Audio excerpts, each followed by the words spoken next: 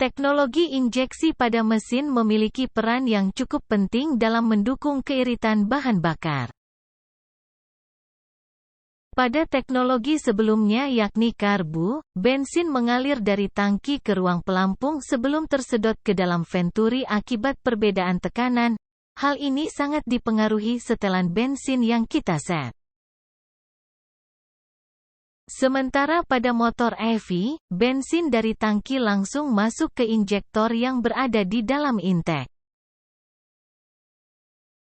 Untuk volume bensin yang dikeluarkan juga sudah diatur oleh rangkaian sensor, sehingga kerugian bahan bakar yang terbuang itu akan minim. Hal ini akan mendukung penggunaan bahan bakar yang lebih irit. Satu hal yang perlu digarisbawahi yakni meski penggunaan bahan bakar lebih irit bukan berarti tenaga yang dihasilkan itu berkurang.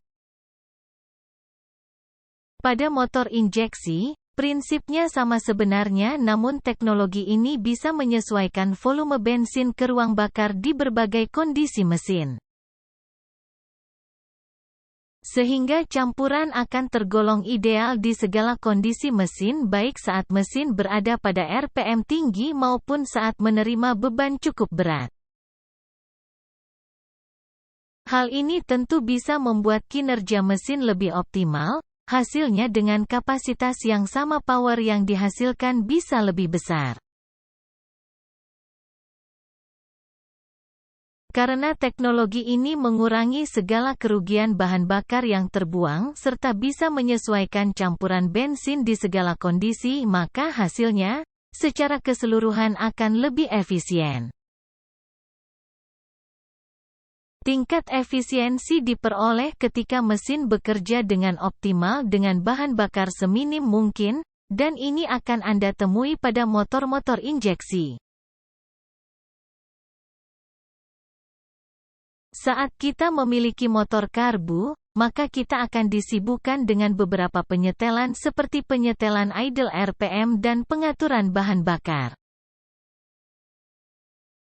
Penyetelan itu dilakukan agar kondisi campuran bisa berlangsung ideal di tiap waktu, belum lagi pembersihan karburator. Untuk motor-motor seperti ini memang perawatan yang dibutuhkan itu mudah, tapi Anda harus sering-sering melakukan perawatan seperti ini agar kondisi motor sehat. Namun pada motor EV maka Anda tidak akan menemui setelan idle RPM dan pengatur bahan bakar, hal itu karena penyetelan tersebut sudah diatur secara otomatis oleh rangkaian elektronik fuel injection. Namun bukan berarti motor ini anti perawatan, justru Anda harus memerlukan jasa khusus untuk melakukan perawatan motor berinjeksi, tapi frekuensinya bisa 10.000 km sekali. Hal lain yang tak kalah menarik yakni urusan emisi. Kita tahu bahwa mesin yang menggunakan pembakaran pasti meninggalkan residu berupa gas buang atau kita sebut emisi. Beberapa pakar menyebutkan zat yang terkandung pada gas buang kendaraan itu berbahaya bagi lingkungan dan kesehatan. Memang benar, hal itu karena proses pembakaran mesin menghasilkan gas CO dan biasanya disertai juga dengan NOx saat pembakaran kurang sempurna. Dalam jumlah besar gas ini bisa sangat berbahaya bagi manusia. Tapi pada motor injeksi seperti yang kita utarakan sebelumnya bahwa teknologi ini bisa menyesuaikan campuran bensin sesuai kondisi mesin. Tujuannya agar campuran ideal dan menghasilkan pembakaran yang lebih sempurna pada setiap kondisi mesin, sehingga produksi gas NOx pada asap kendaraan akan minim. Hal inilah yang menyebabkan mesin-mesin injeksi bisa meraih standar hingga Euro 4.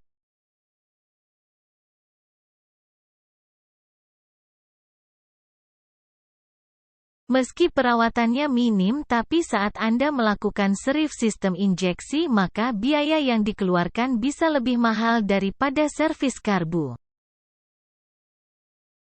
Hal ini karena untuk melakukan servis pada sistem perlu menggunakan alat khusus bernama injektor service kit. Alat ini memang tidak dipasarkan secara umum dan hanya tersedia pada bengkel-bengkel besar. Sehingga Anda perlu jasa servis untuk melakukan perawatan motor Anda, dan biayanya juga tak sedikit. Hal yang menjadi faktor mengapa motor karbu masih diminati yakni kemudahannya untuk di-custom. Kita bisa melakukan kreasi setelan mesin dengan sesuka kita tanpa ribet. Tapi pada motor injection, tentu bisa tapi kita tidak bisa melakukannya dengan alat seadanya. Setidaknya ada alat khusus yang bisa mengontrol kondisi elektrikal mesin.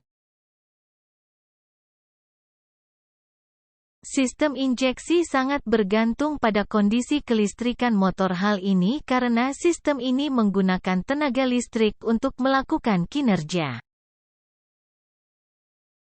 Saat ada error pada baterai atau kelistrikan lain maka pembacaan sensor dan juga kontrol injeksi bisa ikut error. Pada motor karbu maka akan sangat mudah untuk melakukan perbaikan dikala ada kerusakan di sistem bahan bakar. Karena memang konstruksi dan prinsip kerja karburator itu mudah dimengerti sehingga umumnya kita bongkar, kemudian bersihkan maka masalah hilang. Tapi untuk motor sekelas injeksi, maka saat ada komponen EV yang rusak kita tidak bisa memperbaikinya. Hal itu dikarenakan komponen EV seperti sensor itu sama halnya dengan komponen elektronika yang terbuat dari bahan-bahan semikonduktor dengan sifat tertentu. Jika rusak solusinya harus diganti dan harganya juga tidak murah.